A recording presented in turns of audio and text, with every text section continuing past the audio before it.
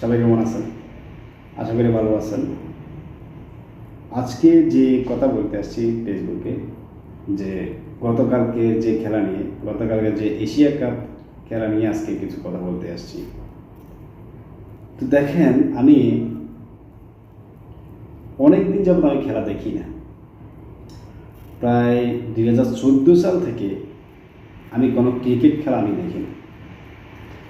কেমন জানি আমার একটা আগ্রহ জাগলো যে আমি খেলা দেখব, যখন আর টিভি এবং বাংলা ভিশন একটা সংবাদ পত্রিকা আমি দেখি, ফেসবুকে আসছিল যে পরশুদিনের কথা বলি, যে ফেসবুকে আসছিল ইন্ডিয়া এবং বাংলাদেশের খেলা। ইন্ডিয়া এবং বাংলাদেশের খেলা দেখে আমার মনে কেমন যেন একটা আগ্রহ জাগলো যে আমি আজকে খেলাটা দেখব।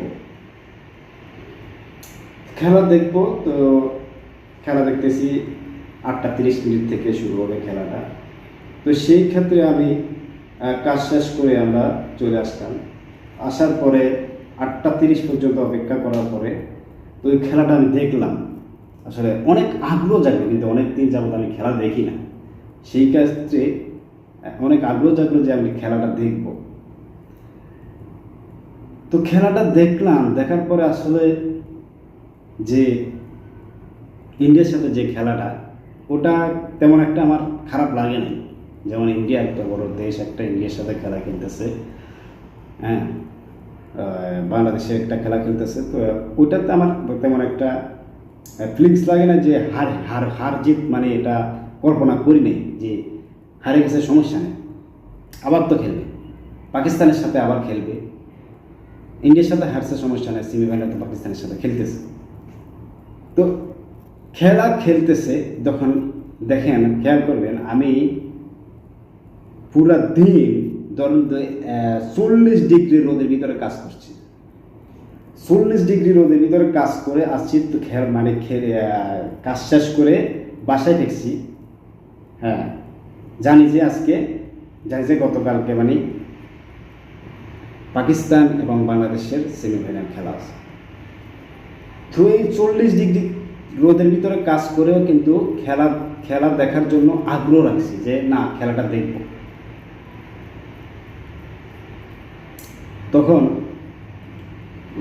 যখন কাজ করে আসছি, কিন্তু প্রচণ্ড মাথা ব্যথা করতেছে। তো মাথা ব্যথা করতেছে, তার সমস্যা নাই, খেলাটা দেখব।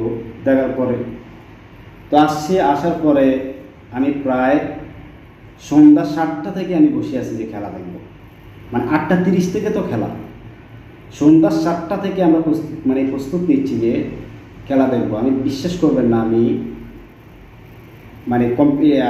ল্যাপটপ ওপেন করে রাখছি যে আমি খেলা পুরোটা দেখব। তো যখন 8:30 থেকে খেলা শুরু হলো, তখন আশা রাখছি যে না, বাংলাদেশ জিতবে। যখন আপনার 5 ওভারে 2 উইকেট চলে গেল পাকিস্তানের, তখন না আশা রাখছি বাংলাদেশ জিতবে। ঠিক আছে, হঠাৎ করে অনেক আগ্রহ জাগছে যে আমি খেলা, অনেকদিন যাবৎ কিন্তু আমি খেলা দেখি না। অনেকদিন যাবৎ খেলা না দেখাতে কিন্তু হঠাৎ আমার আগ্রহ জাগলো কেন আমি বুঝতে পারছি না। কিন্তু 2014 সাল থেকে আমি কোনো খেলাই দেখি না। ফুটবল দেখি, কিন্তু ক্রিকেট কোনো খেলা দেখি না। এই যে পাকিস্তানের সাথে খেললো, 135 রান পাকিস্তানি নিল, 136 রানের টার্গেট দিল, 136 রানের টার্গেট দিল, সেটাই নিতে পারলো না বাংলাদেশ। তাহলে কি আমাদের যে এত দর্শক যে একটা সময় নিয়ে সময়ের একটা মূল্য আছে না ভাই? একটা সময় নিয়ে খেলাটা দেখার পরে তার ফিলিংসটা কেমন হলো যে একটা বাংলাদেশ 135 রান 136 রান মিলে খেলাটা জিতে, কিন্তু সেটাই নিতে পারলো। বাংলাদেশকে এখন কি বলা হয় বলতে পারেন? বাংলাদেশ এমন একটা দেশ যে পাকিস্তানের সাথে হেরে গেছে মাত্র 11 রান। তাহলে 136 রানের টার্গেট দিয়ে যদি 11 রানে হেরে যায়, তাহলে কি বাংলাদেশের কি আসলে আমরা বাংলাদেশের আস্থা রাখতে পারি? এই সমস্ত খেলোয়াড় নিয়ে কি বাংলাদেশে রাখা যায় সেটা আপনারা বলেন। মানে আমি কি বলবো, আমি মানে অতি কষ্টের সাথে আমি এই কথাগুলো বলতেছি যে আমি দীর্ঘ 10 বছর মানে 2014 সাল থেকে আমি খেলা দেখি না। দীর্ঘ 11 বছর আমি খেলা দেখি না। হঠাৎ করে আমার আগ্রহ জাগলো যে আমি খেলাটা দেখব। দেখার পরে মানে কি বলতাম, এই সমস্ত খেলোয়াড় আসলে বাংলাদেশ মানে যে ক্রিকেট কমিটি তারা কি জন্য রাখছে, তাদের মাথায় কি ধরে না দেয়, তারা কি জন্য এইসব প্লেয়ার রাখে। বাংলাদেশের একটা সম্মানটা, যে লেভেল, ওই সম্মানটাই নষ্ট করে যাচ্ছে। একটা পাকিস্তানের মতো দেশের সাথে তারা 11 রানে হেরেছে, মাত্র 136 রানের টার্গেট দিয়েছে। ওই ম্যাচটা হারাইছে। আমি প্রথমে ভাবছিলাম যে বাংলাদেশ আসলে জিতবে, যখন আপনার ফটাফট 2 উইকেট চলে যায় পাকিস্তানের, তখন ভাবছি যে আসলে না, বাংলাদেশ জিতবে। কিন্তু আমি কি বলবো, মানে গালি দিতে ইচ্ছে করছে। আসলে না, গালি দিয়ে তো কোনো লাভ নেই।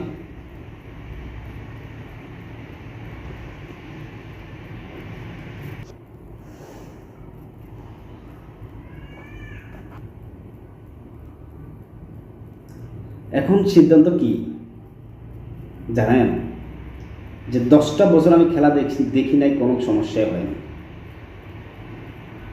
কালকে যে খেলাটা দেখছি, যে খেলাটা দেখার পরে আমার আগ্রহ শেষ, মানে ক্রিকেটের প্রতি আগ্রহই শেষ। ক্রিকেট আর দেখবো না, বাংলাদেশের খেলাই দেখবো না। বাংলাদেশের যে মানে একটা গালি দিতে ইচ্ছে করছে যে বাংলাদেশের খেলোয়াড়ের উপর, যে তারা কি খেলা দেখায়। পাকিস্তানের মতো দেশের সাথে বাংলাদেশ হেরে গেছে, এটা মানে মেনে নিতে পারছি না। ক্রিকেটের মানে বাংলাদেশে ক্রিকেট নামে ক্রিকেটটা মুছে ফেলা উচিত। বাংলাদেশের যে প্লেয়ার আছে, খেলোয়াড় আছে, তাদেরকে হালচাষ আছে না, গরু দিয়ে, ওই হালচাষ করা উচিত বাংলাদেশের ক্রিকেটার সাথে। তারা ওই জাতীয় দলের খেলোয়াড়ের যোগ্যই না। জাতীয় দলের খেলার যোগ্য যদি হতো, যে দুইটা ম্যাচ ইন্ডিয়ার সাথে খেললো, তা বাংলাদেশ মানে পাকিস্তানের সাথে খেললো, তা হারছে। ইন্ডিয়ার সাথে খেলছে, হারছে, মানে কোনো সমস্যা নাই। মানে ইন্ডিয়ান ধরেন একটু ভালো খেলে, এই জন্য হারিয়ে গেছে। মানে 100 ইন্ডিয়া টার্গেট কত দিয়েছিল? 168 রান। 168 রান 69 টার্গেট দিয়েছিল, ওটাতে হারছে। তো পাকিস্তানের সাথে 135 রান নিয়েছে, 136 রানের টার্গেট দিছে, 11 রানে হেরে গেছে। এটা আমি আর বলতে পারছি না।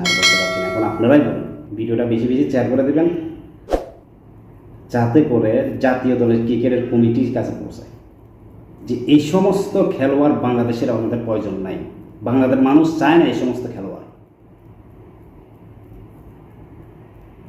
আজকের মতো ভিডিওটা এই পর্যন্তই। সবাই ভালো থাকবেন, সুস্থ থাকবেন। সবাই ভিডিওটি অবশ্যই শেয়ার করে দেবেন।